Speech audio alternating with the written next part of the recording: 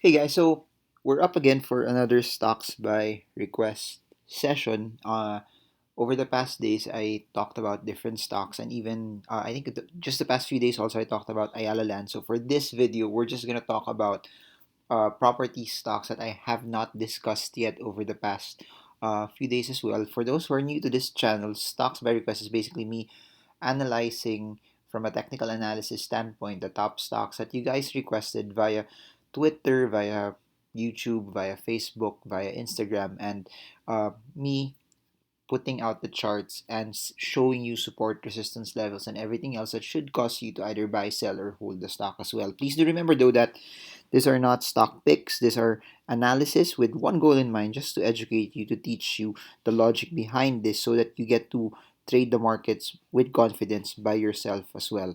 So anyways, I just like to mention this first. I've posted so many videos about real estate investing and the impact of this coronavirus. So if you want to know how the property market will be hit, you could reference those videos, just the videos prior to this. But just a quick snapshot on how I think the property market will be. As you all know, we're all heavily affected by Pogo.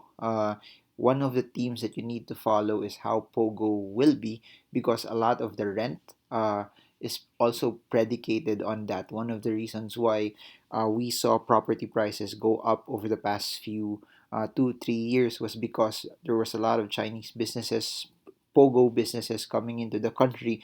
Since there were a lot of Pogo businesses coming into the country, a lot of it hit the business and residential aspect of our real estate sector. And one of the reasons why it went so high was because a lot of the people were pricing in their units at a higher price as well, driving prices up, driving rental prices up as well. So that's one theme that we need to watch out for over the next few months. How will Pogos be impacted by this whole coronavirus pandemic?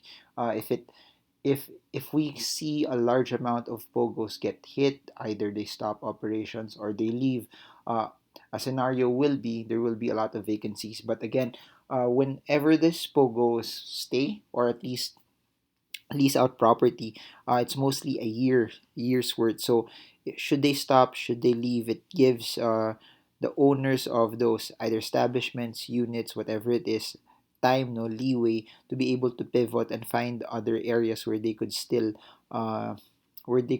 get new sources of revenue or get new tenants for their properties as well. A couple of things that's so important is we need to find out also, as you all know, this video is being made during the lockdown. And during the lockdown, a lot of people have zero sales, a lot of businesses have zero sales, a lot of people are not making money, a lot of people are not earning during this time, during this era. And since a lot of people are not earning and making money, one of the things you need to watch out for are the non performing loans. You have to watch out for, again, one thing that's so interesting though is that.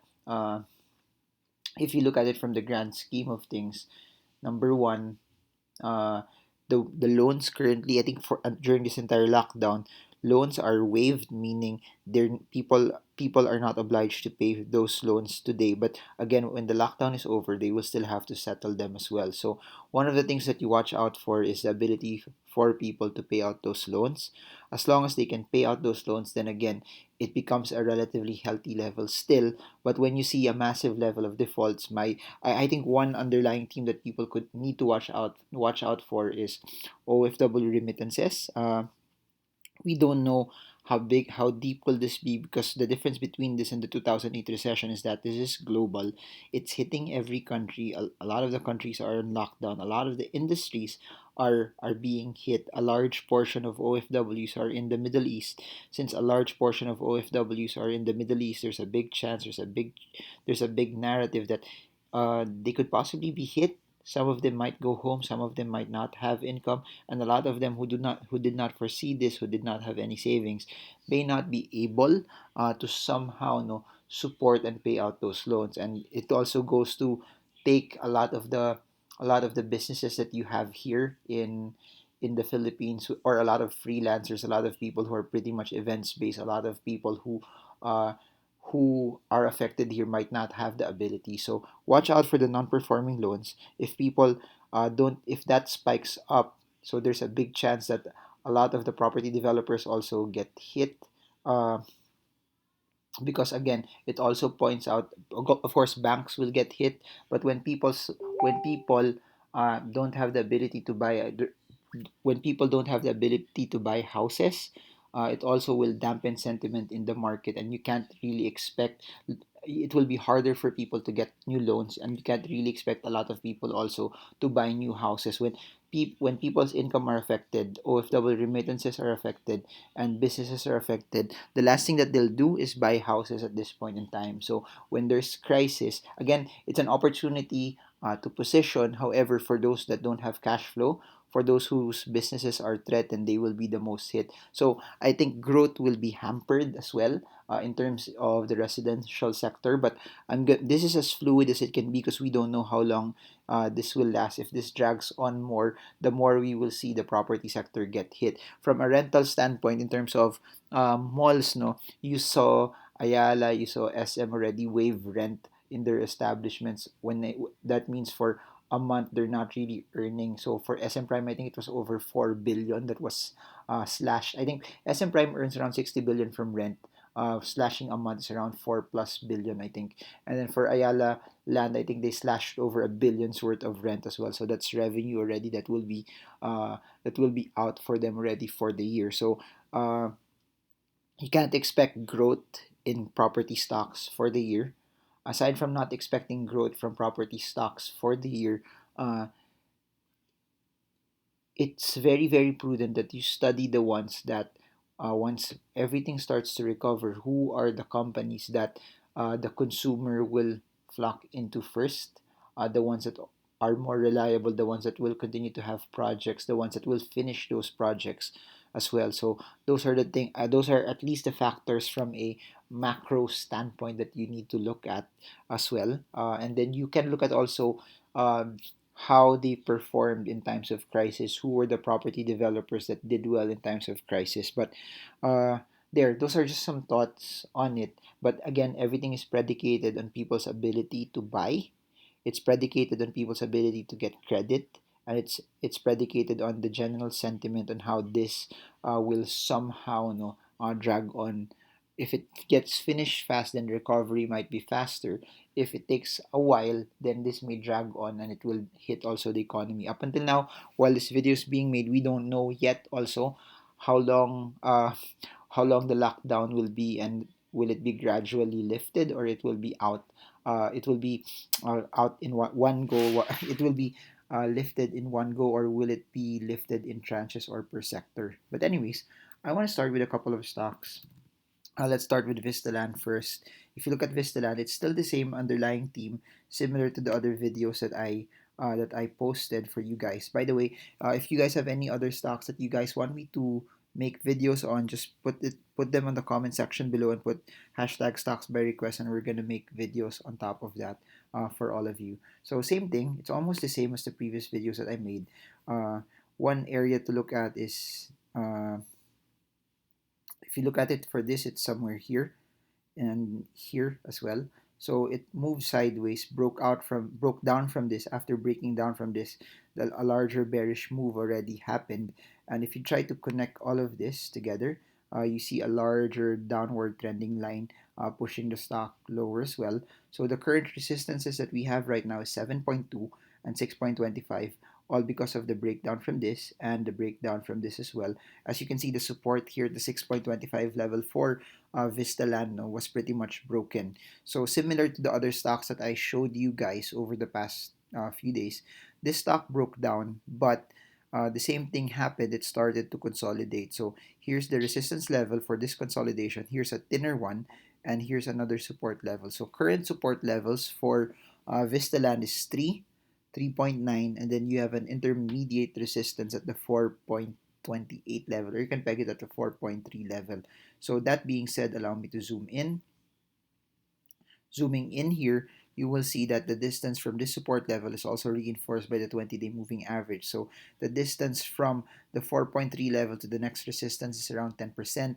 A breakout from that level would push it and allow it to at least attack the next trend line as well. So you have a 20-day, you have a 50-day moving average here. Then you have this here as well. So one thing that you can watch out for if you'd like to somehow see if it reverses or gets out from this medium term trend is a breakout from this downtrend line. Couple of resistances that it needs to break out from if you really want to see a full recovery, 6.27 to 7.2. And if I'll zoom out, you will notice that's very, very close to where the high is as well. And if I'll zoom out even further, uh, allow me to reference this so at least you have full context on Vistaland. No, the last time it hit 3 pesos per share was January 2016. It hit it, the breakout March 2012 started to go up, almost hit its high, hit this again, then went back up, and now it's close to that. So for those who were able to pick it up, again, it's not everyone will be able to pick up the lowest point. Not everyone who, of course, no one knows where the lowest point of a stock is, but general upside for this from the lowest to the highest point is 160 percent as well. So again, also one thing you need to consider for it to go back to it to where it was before, it requires a longer wait time as well. It doesn't mean that it's gonna go back there at a very very fast pace. If you try to look at this, it went up here February 2016. It hit this area March 2019. So it was a 3 year move up, started to consolidate, and it started to drop down. So I'm gonna update you as well. But what you need to remember are this areas of resistance. So for Vistaland, please jot this down. I hope you guys are jotting down. Comment below if you're doing notes or at least putting this in your phone as reference points as well. Resistances for Vistaland is 4.3, 6.25, 7.2, and 7.77, 7.75. Then current support levels are 3.9, and then another one at the 3 peso level. So comment below if you're learning. Comment below if this is helping you. Let's look at Robinson's Land. Almost the same narrative, guys. If you look at it, a large drop, then it started to consolidate. It's out of the 20-day moving average, similar to Vistaland. And that's, I've been saying this over and over, and that's how amazing the chart is. They might be different companies, different stocks, different business models, but the charts are always the same. And for now, what we're seeing is majority of the stocks that we have, we've been analyzing are in this. They're under a downtrend still, as supported by a lot of the chart indicators, as supported by the lines that I've drawn. But the resistances currently for Robinson's Land is the immediate resistance is at the 17 peso mark. Then you have something at around the 24.3 level. You could also add this because of this at around the 20 peso level. Support levels to watch out for RLC is 14 and 11. So as you all know, RLC has business centers, RLC has malls, RLC has residential condos. Uh, some of them have BPO centers, which I think are still paying rent. I don't know how it is with their malls, and how I don't know if people are still buying condos right now. Because what I do know is, for example, for Ayala, they stopped selling their new projects, so their sales are zero while the lockdown or is in effect. So there will be a glut in sales. Of course, it's very very understandable because this is we are living in unprecedented times. This is something that we really haven't seen before. Uh, this is something that no one expected. No one placed this on their timelines. I don't know though if you will see people sell their condos at a lower price. That's something we have to see if it's something that's systemic. But as of today, it hasn't really happened yet. So for RLC, resistance is 24.3, 20, 17. Support is 14, and another support is 11. Another one, we talked about Vistaland, we talked about RLC. I want to talk about MEG. MEG now is a really volatile stock and it's so interesting to trade. But as you can see here, if I zoom out, same thing. It's still in a massive downtrend. I guess what I want to point out also for you guys here is this. Support level is 1.85. Next one is 2.45, which it already broke out from. The 2.45 is also almost the same as where the 20-day moving average is. Current resistance is at 3.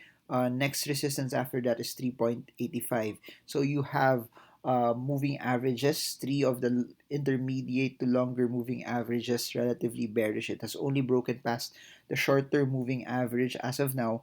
Then you have chart indicators and oscillators showing you that it's currently still bearish. Its short-term indicators are showing you also a change in direction, which as of this video, it's currently still consolidating with the resistance at 3 and then support levels at 2.45 and 1.85 as well. There, so MEG, RLC, and Vistaland. Let's put, I guess, CPG into the mix. Um, for CPG, same thing. If you notice it, the charts are almost the same. That's why if you say that the stock has hit a reversal yet, it has not. This is the most important area for CPG. Broke down from this 0.46. After the breakdown, it's now consolidating. Range for CPG, resistance is 0.385, support is 0.33. Distance between support and resistance will be at 16.9%, around 17%. Break out from this area, target will be here. Again, it's conditional. It must stay above the 0.388 area for it to be significant, for it to be legit, for it to be something that you must consider. But the main underlying trend as of now is still bearish. The main underlying trend, majority of the indicators are not showing us. If you're a position trader, it's not showing us any reversal yet as of now. So there. I want to let's look at Rockwell, ROCK. There you go. If you look at it, it's almost the same. For Rockwell, you can peg this as its downward projecting line. You can also put this if you want something shorter. Then this is the breakdown area, the trigger. And if you notice it, it's at the 1.9 level and it coincides with this one. This very, very long support area for the stock. Then breakdown, it's currently consolidating similar to most stocks that we're looking at. 1.42 is your support. Next resistance is the 1.6 level. Trading range from 1.42 to 1.6 is around 13%. So the closer it is to 1.42 and it bounces and 1.42 will hold, you could put a resistance level at the 1.6. You could put a resistance level at the 1.6 area for the short term. It's a 13.1% trade. Another one is CLI. For those who don't know about CLI, they're called Sabula and Masters. They're basically a Cebu based property development company that's expanding also through some parts of Visayas and Mindanao, where their goal no, is just basically they started with uh, subdivisions. They started with landed areas first, and now they're building condominiums as well. You can look at my older videos. I had the interview. I had an interview with their CEO at the time where when they did their IPO. So you can watch one of the I think one of the nicer CEOs as well uh, that when they listed, very very nice, very very good character. One thing about Cebulan Masters is this. This is the downtrend line. If you put a support area here, support got broken. What's so interesting about this is its recovery is relatively faster.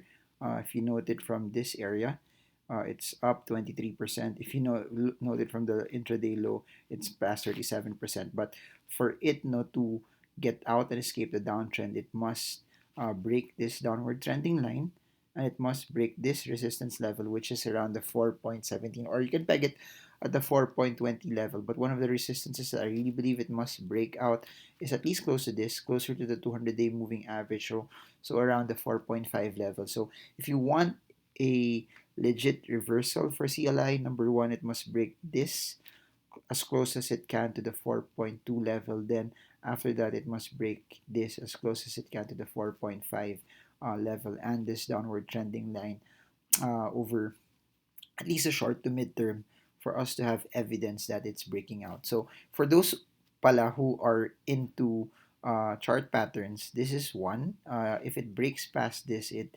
reinforces a rounding bottom. But if it starts to consolidate here, it still looks like a bullish signal, but it needs to break out so that some sort of a cup and handle also will form. But if you've been following me, and for those who attended our Stock Smart sessions, you know my style.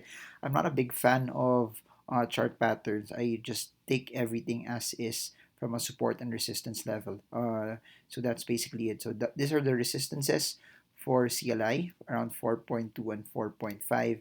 It needs to break out from this downtrend line for it to have a shot of reversing and moving up. So I guess that's it. I hope you guys like this different style of stocks by request where I talked about the sector, how affected it is, how it's impacted by COVID. And as you all know, also in times of recession, similar to what happened to the 2008 crash, it were the banks that got hit and also the property stocks that were hit the most. So let's see also how deep pockets of people are, because if they can pay out their loans and they have still cash to buy property, then it would be very, very good for this sector. But let's see people's ability to pay rent. Let's see also how landlords and tenants can also withstand people not paying rent, because of course landlords and tenants are also paying amortization. So it's a chicken and egg situation from a residential standpoint. So please watch out for a couple of things: POGOs, remittances, non-performing loans, and when projects start selling again, are people actually buying? Because that will contribute to the company's growth. So put the stocks that you guys want me to analyze below. Put the stock and then hashtag stocks by request. We're gonna make videos on top of that. Then if you have any specific questions, just put your question and then put ask Marvin. I'll try to make a video for that as well. We are close to the 22-minute mark. For those who stayed, super appreciated if you could comment I stayed, and if you're learning, comment I'm learning. If you get so much value from these videos, appreciate it if you could like, share, subscribe, and smash the bell so you get updated every time videos like this would normally come out. But if you notice it, for those who've been following me for quite some time, the videos come out 7 p.m., 8 p.m., 9 p.m., all the way up to midnight. So you can expect videos to come out at that time. But if you want to be updated, just hit the bell. And again, guys, I have two online courses. One is with Chinkee Tan. It's called Stock Market for Everyone. It's a Tagalog course about the stock market. Then another one is Make Money, Grow Money with Sean Si. It's business, entrepreneurship, and investing. Links are in the description. I have two links below also for those who want to grab a copy of my books. One is can be ordered via Shopee when it opens. Second is you can order it via my online shop, but I think my team said because of the ECQ, the only way for it to be sent is via Grab. So if you Grab is near your area, it could be sent by the team. And then there, I have a second YouTube channel. It's called Stock Investing Made Easy. The link is in the description below. You can click that and super appreciate it if you could support that too. I have videos with Maricar Reyes, Christian Bautista, uh, Ramon Bautista sharing their money stories. I have videos also on economists talking about where the economy is headed. I have videos on different stock investors sharing their inputs and insights in the market. You can just look at the videos, and then I hope that it adds so much value to you guys as well. So that's it for now. Thank you so much to everyone who watched this video. Think I forgot to mention that we're 100,000 subscribers already. All of this, I'm never gonna stop. I'm just gonna keep on pushing. I'm gonna keep on doing. I'm gonna keep on making videos, because at the end of the day, I want you guys to use this lockdown as an area for you, as an era for you to be able to learn, as an area for you in order to be able to uh, build your skills. Because at the end of the day, it's your skills that will make you money. It's your skills that will make you rich, because the skills that provide so much value to the marketplace is what gets rewarded over short, mid, and long term. So that's it for now. This is Marvin Germo.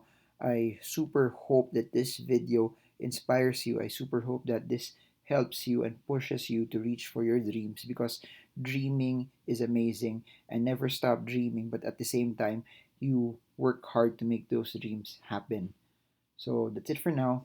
Marvin Germo, I hope this video helps you. Trade well, trade strong, trade smart. See you all again soon, guys, and God bless you all.